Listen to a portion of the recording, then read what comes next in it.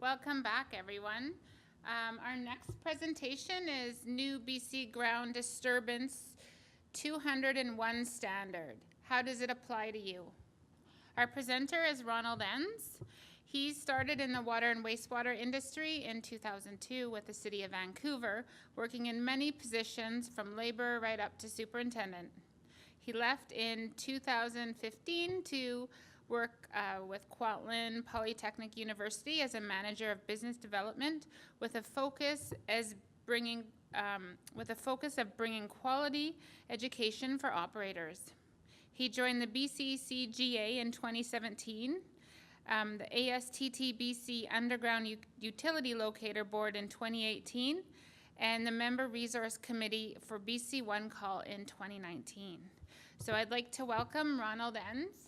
And we'll do a question period at the end. Enjoy. Welcome, Ronald. Thank you. Am I standing in the right spot? I hope so. So good afternoon, everyone. I'm just going to go through this slide panel, and then like was just mentioned, that we'll take the questions at the end. But please feel free to put them in the text box. So BC Ground Disturbance obviously is something relatively new. Some of you may have heard about the Alberta Common Ground Alliance, or the Common Ground 201 standard for Alberta. This is the same basic standard we just adopted here in BC, and we're going to go through how that kind of looks. So basically starting with the history of the 201 standard, the BC Common Ground Alliance started this journey back in 1992. When it was just it was important for everyone to know that They kind of started this because they wanted some standard-based training when it comes to working around underground utilities, whether it comes from the pipeline industry, municipalities, but they wanted some standards. So it evolved to what it exists today. And there was a lot of problems that it went through, a lot of learning curves. We have adopted that here in BC, and we don't want to go through that same learning curves. And part of the reason why we have this presentation. So the BC Common Ground Alliance, we actually looked at this back in 2017, and to see if we can adopt that standard here. And how would it look if we did so? For those that are in the oil field or working around any type of underground lines that are governed by the pipeline industry, a lot of times they'll ask for a 201 standard. Somebody on the crew has to have this 201 standard. Up to this point in time, that's been accepted if you have the Alberta 201 standard, because we didn't have the BC one. So it kind of made us think that maybe we need our own BC one. And that's kind of where it came down to, as a panel actually got together. And you could say as BCI'd it. We basically took out the Alberta regulations, put in the BC regulations. And we've adopted that since. So the BC Common Ground Board, Educational Committee have all adopted it, and now we administrate that new standard. And I'll tell you a little bit about what that looks like. So the basis for the standard was regulatory requirements, obviously is where it starts. And it starts federally. So the Canadian Energy Regulator, which many of you know as the NEB, or National Energy Board, because that was their past name, they have changed their name. They're the ones that started this process, or were one of the ones that started the process in Alberta. Now they're trying to really bring that process to the western provinces, so BC being next, Saskatchewan, and also Manitoba. And the idea behind it is it's a similar standard, but the standard's different in the aspect of is that there's different regulators, each of those individual provinces. So we want to make sure that we're teaching the right standard in the right province. So provincially, WorkSafe BC was on board with this right off the bat.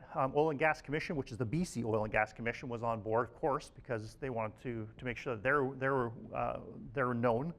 And of course, Tech Safety BC, which also involved in the pressure lines and that type of thing. Best practices, we already have the Common Ground Alliance best practices. And this best practices, just like there's the BC Common Ground Alliance, the Alberta Common Ground Alliance, there's the Canadian Common Ground Alliance. Canadian Common Ground Alliance supports all of us when it comes to federal stuff. And when it came down to this best practices document, it was developed by all the different provinces, and it's all around underground utility locate processes. Governance, procedures, and it's basically built on best practices, and a lot of companies, cities, municipalities have taken this and actually adopted it as part of their policies and procedures. So it's free, it's available, and it's basically Canadian Common Ground Alliance best practices, the newest document 3.0. You can download it and utilize it to your own, whatever you'd like to use it for. And of course, we have our own provincial best practices, because what we do in BC is different than what we do in Alberta. Alberta, anytime anybody digs in the ground, they call that ground disturbing. We come to BC, if I say ground disturbance, a lot of people go, what's ground disturbance? That's Alberta, isn't it? Or I don't understand. Well, ground disturbance to us is digging or trenching. But the nice terminology around ground disturbance is that it encompasses all the other people that aren't trenching or digging. For instance, landscapers. So if a landscaper puts a post in the ground and they're putting that post 18, 20 inches into the ground, is that considered something that we should be calling BC One call? Is that considered something we have to look at all the underground utilities? Like, are we going to damage one? Well, quick answer is yes. So the word ground disturbance kind of encompasses landscapers. It encompasses a lot more people than just people digging or trenching. And that's kind of where we're trying to adopt some of that terminology here. And of course, industry practice themselves. Industry is driving this standard here. They want to see the standard here. It's worked out so well in Alberta. Why can't we have it in the other Western provinces? It only makes sense. But we still want to have a BC version. So what's the value of this 201 standard? Well, it comes with a certification behind it. It comes with years and years of industry putting this together. Its main focus, just so everyone knows, the main focus is on pipeline industry. We got Trans Mountain, right? Brand new pipeline going in. It's going to replace the old Kinder Morgan line.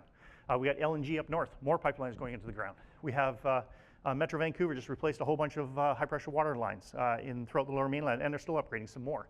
Those fall under these similar areas. And of course, Fortis BC has their gas mains, and they've been upgrading their gas mains. So that's where this 201 standard was built, is mainly on pipelines, but it doesn't just encompass pipelines, it also encompasses municipalities. So this certification has been tried and tested. It started, and it started to grow. But as it grew, it became, it wasn't growing the right way in Alberta. I mean, it was a new standard at that point in time. There was a lot of things and hurdles they put through, so hopefully we have lessons learned that we don't adopt those same issues where we are. But there was a lot of testing and a lot of failures and modifications. It also allows companies to use the standard versus auditing every training provider. So what this does is once you create the standard, then anybody who trains to that standard, all they need to do is make sure that they follow that standard when they train. So their training course might be slightly different, but however, it's still following the same processes when it comes to the standards, checking all the lists off. So it allows other companies to adopt that standard and train that standard if they go and actually get authorized through this, through the BC Common Ground Alliance. And we'll talk a little bit about that towards the end. This is industry driven, like I mentioned earlier. Industry is the one that wanted to see this standard there. It's open to private organizations to develop their programs, and they can be assessed too. So really anybody could build their own 201 ground disturbance standard course. And we'll talk a little bit about that as we get towards the end, and a little bit more description on that. The governance ensures the process is managed. So what it is that anybody who builds a ground disturbance training program has to meet this standard, can do so, and we, as the BC Common Ground Alliance, monitor that standard. So in reality, we kind of become the certification board and the auditing board for the course. Regulatories can use this for their own standard. So a lot of regulators, such as Canadian Energy Regulator, use this as a standard. If you're going to be working in around our pipelines, you must have a 201 ground disturbance standard. If you're in BC, it has to be the BC one. If you're in Alberta, you have to have the Alberta one. Makes sense. That way they know that the people who are getting trained are met to a right standard, and when they get onto site, they can present that certification. That's kind of how it kind of goes together.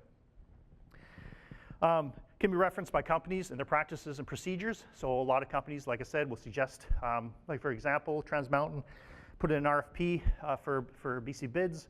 And in that RFP, they listed that they wanted ground disturbance certified supervisors on the job site, et cetera, et cetera. Great. Well, they can do that. So that right away says that the companies are behind that standard as well. It can be used in a procurement process, which I just mentioned. And it can also be used as an industry benchmark. And that can basically see as, for when it comes to training, we have X amount of people that are trained in ground disturbance. And you can use that as a standard for your training audits. So what is the ground disturbance 201 standard? It's keeping its focus on ground disturbance. So it is not an excavation or trench safety workshop program. Okay, it is not that. So we don't talk about shoring, shielding, sloping, benching, or anything like that. So that's a different course. It's also not a utility locating course. Okay, so it's not there to teach people how to find these utilities in the ground. What it is it teaches everyone about the rules and the regulations around how it governs the pipe and what companies and other regulatories expect from people who are working around that pipeline. So it's a comprehensive document. The standard is 56 pages. It's got 12 sections, and we're going to talk a little bit about that. So out of these 12 sections, first section is general. So we're talking about the employer, supervisor, employee's responsibility. When we talk about ground disturbance, who's responsible for what? And out of this ground disturbance training, what are the limitations? What are the caps? Like, so what are we doing? What's our structure going to look like? And what are the limitations to what we can and can't do? The second section is damage prevention, right? And damage prevention organizations, these are the organizations that help prevent damage. And they could be a variety, Common Ground Alliances being one of them. They offer publications, they help and recommend training, regulatory associated damage by various facilities. The prevention organizations are a big group that work towards preventing any type of damage, and they encompass a large group. And we're talking about all the individual different ones, right through from regulatory all the way through. 3 is ground disturbance and damage prevention stakeholders. So these are the community, the operators, the locators, the agencies, the one-call centers, who are all responsible for ground disturbance prevention. These are the stakeholders. They have some type of stake in this process. So we talk about those. We talk about what they include and what their role and responsibilities are in each individual area. And for us in BC, we know we have the BC One Call, commonly known, but we have other call centers out there. So BC One Call is not the only call center. The one, Shaw, is probably one that probably got mentioned in cities and municipalities. Some are still not members of BC One Call and thus are their own locate area. So that's something we have to talk about too. So we do that in detail. Definitions, common terms that we use. One is ground disturbance, right? So we want to get away from the digging and the trenching, like call before you dig.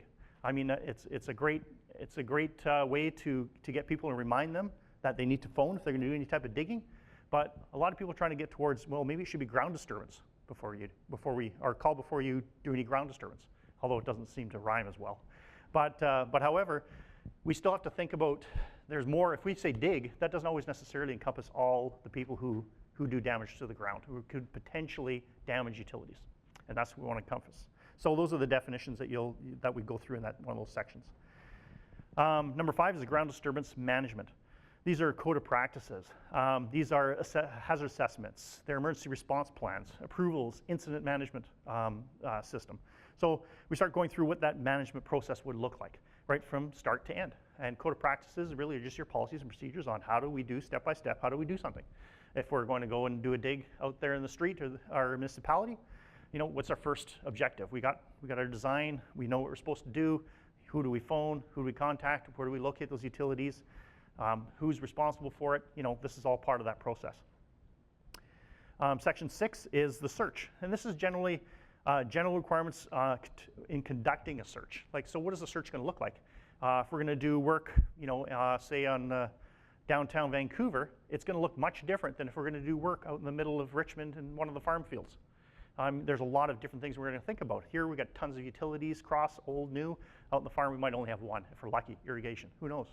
But that search will allow us to look around and identify, what do we have out here? What could potentially be here that we're unaware of? What's that line coming down the side of that pole? I don't see it connected to anything. That's kind of strange. Is there something in there? Is there something in that conduit?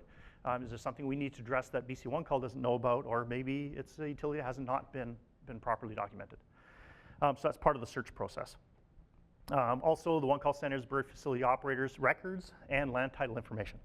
Good example of land title, well, people say, well, why do we have to go that far? Well, here's a good example. What if you're doing some type of installation, you're doing some property renewal of a water system, and you run into a black container that's down there, and it smells like oil. A lot of people go, oh my God, we just uncovered, you know, an old oil tank or something like that. Well, that could have been found in the land title. That's something that could bring out that. And of course, if we know that there's a tank there, once we touch it, we gotta work on removing it, and that's a very costly process. So there's ways of kind of addressing that, at least knowing that hazard could potentially be there, just as an example. Number 7 is notification. So when we cross or get close to pipelines, you know, what does that notification requirement look like? How many meters away before we have to do something? What does right of way mean? ROW. In that process, you know, who do we need to call an inspector? How much time do we need? We're going to go through all of that. That's what part of this course is all about. That's what part of the standard is all about, is making sure we address that if it's a CER controlled pipeline, a Canadian Energy Regulated controlled pipeline, then we must follow their processes, and that means if we're within 30 or 60 meters of the right-of-way, et cetera, don't take those numbers exactly, that we need to do something about that. We need to follow the process. So what does that look like if we do, and what is that notification process going to take? So that's what we go over as well. And responses to our plants. So responses to if we need an inspector, how long is that going to take? If we need to dig right down to the utility, what's that going to take? And what time frame is that going to be, and what other resources? So a lot of that stuff is something that we'll cover, and that does get covered within this course. Number 8 is locates. So what are our regulatory requirements when it comes to locate? Who needs to locate and when? It's much different in Alberta when it comes to locates than it is out here. And we'll talk a little bit about that. But locating, what are the requirements with the documentation? How do we manage that locate? How do we meet the utility owners' locate policies and procedures around their utility? We need to go through all of that. It's much different in Alberta than it is in BC, and that's something that reason why we need the BC version. Other thing is the lifespan. What kind of markings do we have? What other options do we have out there? How long are they going to last? And what colors? We all try to use the color code, AWWA color code system, and that's always probably the best practices, but it's not a regulated system. It's, we hope everyone's using a type system. So we talk about that in detail. 9 is the execution. So this is, now we've got all the stuff in place. We have the permits, we have crossing agreements, we've alerted all the utility owners, we've located, we've done all that stuff. Now we get into the pre-job, the tailgate meetings, site restrictions, hand exposed zones. Hand exposure zones are always something I always get asked. I said, well, what's the hand exposure zone on that utility? Well, that depends on the utility owner. Are they all the same? No, definitely not. The risk usually means the bigger the zone is the bigger the risk. So if we're digging around gas and electrical, which are the 2 highest risks, or oil lines, if we get right into serious stuff, much like the Burnaby pipeline rupture, then our zones get bigger and bigger. And who makes who says it has to be that big? We talk about those things. We discuss those, and get more information on those exposure zones and what they look like depending on the utility owner. Number 10 in the section is the closeout. And this is something most people forget about. Now we've dug it, now we put the new utility in, now we have to backfill everything, including the exposed utilities. We need to backfill around those. Well, when we do so, what are we putting around that utility? BC Transmission Corporation, when we're talking about hydro transmission lines underground, they want to see, limestone, 3/4 crushed limestone. Others say, 3/4 minus is fine. Some say sand is fine. Well, who makes that decision? Well, it's going to be a utility owner. And that's part of our backfill inspections. We want to make sure we backfill as per utility owner to their specifications, because once we leave, we're handing over that responsibility to the city municipality or to the utility owner, right? So we talk about that. Then we talk about the evaluation, the practice, the exercise results. We do a final exam, certain pass rate. And at that point in time, of course, there's handout resources, all kinds of classroom stuff, and that type of thing. So those basically are the 12 sections that are covered within both the course that you can potentially build or has already been built, or the actual the standard itself. Hope that kind of makes sense.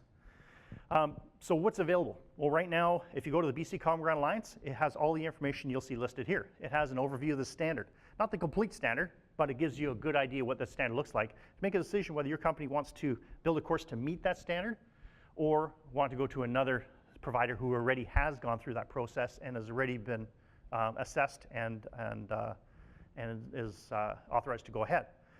There's also fees involved in that because we have to put a committee together to go through and we have to assess this, so that's going to be a cost. There's also some standards around there, service standards, and those service standards depending on the different utility owners and regulators out there. Then there's the conditions of the endorsement, and that's to protect the integrity and processes of the organizations themselves. And then the current endorsement of providers. So those are the providers that have already been endorsed. And there are some here in BC, and we'll talk a little bit about that too. Okay, so that's kind of your standard. So the ground disturbance training requirements in BC kind of go like this. So BC Common Ground Alliance is not a training provider, right? They are more a regulator. They assess the standard, and they basically ensure that everyone follows it. That's what they do. Companies offer this training according to this training standard, yes. Some companies have gone and built their own. A big one would be Kinder Morgan. They have done their own. Other training companies have done their own, and we'll talk a little bit about that too, because there's no reason why anybody can't build their own training standard when it comes to ground disturbance. The standard between BC and Alberta is similar, but there is regulatory differences. And the way we do work is different, and our practices are different. We have the BC Oil and Gas Commission. We have WorkSafe. They don't have that in Alberta. Alberta, they have a different set of rules, more around the Alberta Pipeline Act. Oops. Okay, sorry about that. Apparently there's an end to this one. There are training providers that have submitted their whole training programs and have been assessed to this program and are currently endorsed by the BC Common Ground Alliance. Alberta Common Ground Alliance, there's many companies, I think about 4 or 5 that have gone through that process in Alberta. Here in BC, we've only have one that's so far gone through. However, and we'll talk a little bit about that, but we are accepting applications to assess the BC ground disturbance standard at 201. So we are always accepting applications if anybody's interested in doing that. Going through that webpage will explain a lot of the details, and there's some contact information there you can also assess. There's also a link here, BC Common Ground Alliance, Ground Disturbance Training Standard. You can even Google it, and that's generally what you get. Okay, so let's just go back real quick. So that's the standard. So now that we know kind of what the standard looks like and kind of what it encompasses, now let's go to see what do we have for training. So ground disturbance training in BC right now, BC Common Ground Alliance is not a training provider. Companies offer this according to the standards, right? This is somehow a duplicate. Oh, wait. Ground disturbance training is available. And what is available? There's 2 standards. Everybody talks about the 201 standard. It's an actual supervisory course. So what they've done in Alberta is that, and it's been a bit of a change over there. This is one of their mistakes. Anybody who's working around, say, an NEB line, a CER line, or an Alberta protected line in Alberta, who wants to work around that line within what they call the right-of-way, and that's 30 meters center line on either side or outside of the pipeline if you're going to the Alberta pipeline regulations. Anybody working within that zone must have at least a minimum 101 standard. Anybody who is a supervisor working on a crew in that zone must have a minimum of a 201 standard. The 201 standard is a certification everybody's kind of gone for, and most companies have decided they're just going to run everybody through the 201 standard rather than the 101. If that's what they want to do, that's great, but that's not really how the standard was built. It was built that all workers have a 101 minimum, supervisors have a 201. That's kind of how it was built. Here in BC, we have the same. The 201 standard is done usually in a 1-day classroom. That's currently what we have going. So the BC version is for the 201 standard. It's currently endorsed by the Alberta Common Ground Alliance or BC Common Ground Alliance, depending which one you want. But you can do either one here. But if you're working in BC, prefer the BC 201 standard. The only one that's authorized right now at this point is Global Training Center, which is out of Alberta. They currently are the only approved one to provide it in BC. What they do is they actually license instructors in BC, not facilities or institutions. So you don't go to the institution to get a licensed instructor, you go to the licensed instructor. How do you know who's licensed? A couple of different ways. You go to the BC Common Ground Alliance, go through links in there so you can find out who is, call the company like Global, say, hey, who is a BC licensed instructor out here? They'll tell you, you contact that person, and voila. So Global Training's the only one authorized here so far. BC Common Ground Alliance DigSafe seminars are another way to get some of that training. You probably have heard of our DigSafe seminars or BC Ground Disturbance. We used to call them Ground Disturbance seminars, but once this BC Ground Disturbance standard came through, we dropped that name, went back to DigSafe. These DigSafe seminars are all about explaining what the standard's all about, or how it is in detail. And it's usually run, these seminars are at a small cost, run by BC Common Ground Alliance, even though we're not a training provider, we're just doing seminars. But we're trying to get some credit towards it, but that's something we're working on.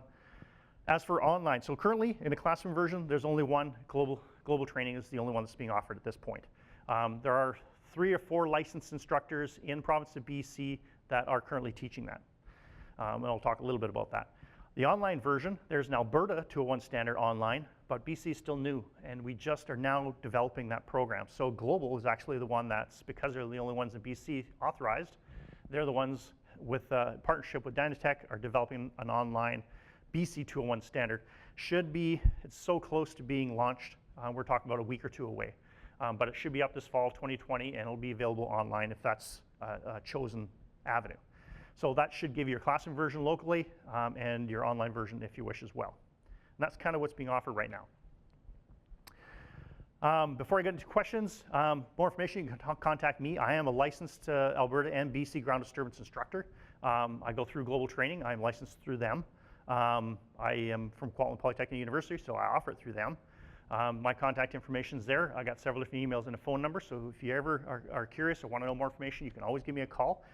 We do custom classes. That is available. But when it comes around the standard, I'm sure there's going to be a ton of questions. So this is that good time to actually ask. Is there any questions out there?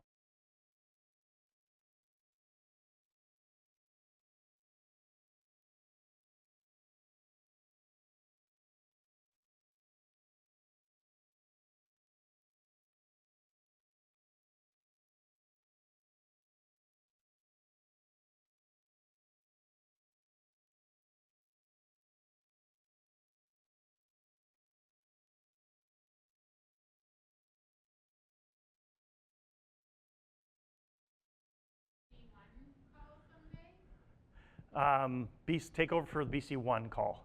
BC1 call is a call center. We're an association from the BC Common Ground Alliance. We're talking about standards and training. The BC1 call is where you would call for the utility location. We're the trainers and have the standards for that training. So we're a different association. We don't do the same thing. We don't overlap. However, saying that, if you guys are familiar with Alberta Common Ground Alliance and their Alberta One Call Center have merged. So, and the reason behind that merge was simply because they're both sharing similar interests. And they found that rather than duplicate, we each have very similar governance when it comes to our association. So why don't we just join forces? BC Common Ground Alliance and BC One Call are looking at that. I can't say that that's on the radar yet, but we are discussing that. So that could be a possibility that may happen, but currently they are separate associations that are doing separate responsibilities. We work together though, collaboratively, to do prevention. That we do. Hope that answers your question. Excellent.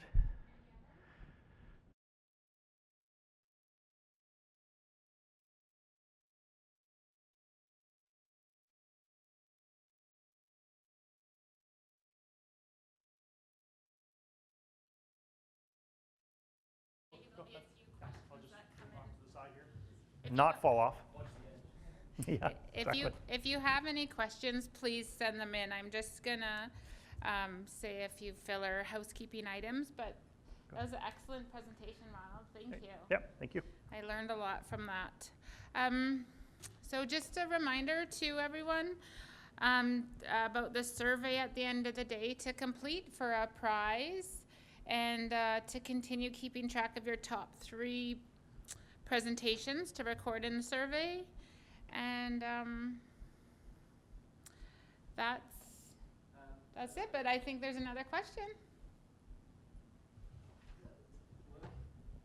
Yeah, I think it's the same. Same question? No, I don't think so. What type of work would one be conducting to acquire this training?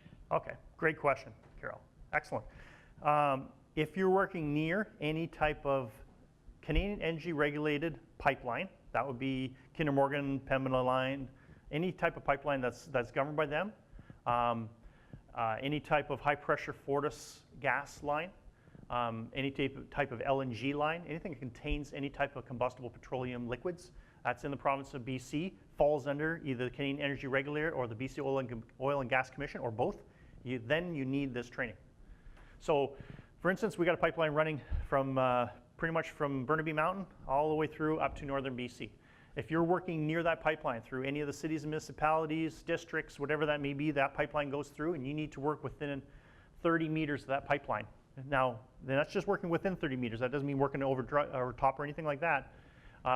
You will require this type of training.